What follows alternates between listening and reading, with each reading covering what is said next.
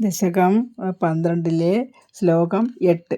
അന്തർജലം തദനു സങ്കുലനക്രചക്രം ഭ്രാമ്യത്തിമിംഗിലകുലം കലുഷോർമിമാലം ആവിശ്യഭീഷണരവേണ രസാതലസ്ഥാനാകമ്പയൻ വസുമതീമഗവേഷയസ്ത്വം.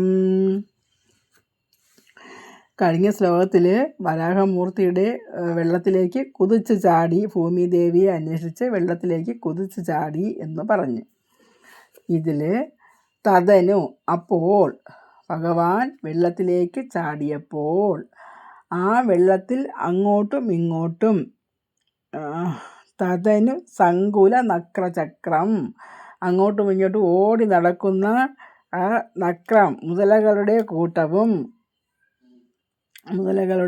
കൂട്ടവും ഭ്രാമ്യത്തിമിംഗിലകുലം വട്ടത്തിൽ നീന്തി നടക്കുന്ന ഓടി നടക്കുന്ന ആ മുതലകളുടെ കൂട്ടത്തോടും കൂടിയ കലുഷഹ ഇളകി മറിയുന്ന തിരമാലകളോടു കൂടി കലുഷോർമിമാലം തിരമാലകളോടു കൂടി ആവിശ്യ ഭീഷണ രവേണ ആ വരാഹമൂർത്തി വെള്ളത്തിലോട്ട് പ്രവേശിച്ചിട്ട് ഭീഷണ രവേണ പേടിപ്പെടുത്തുന്ന ശബ്ദത്തോടു കൂടി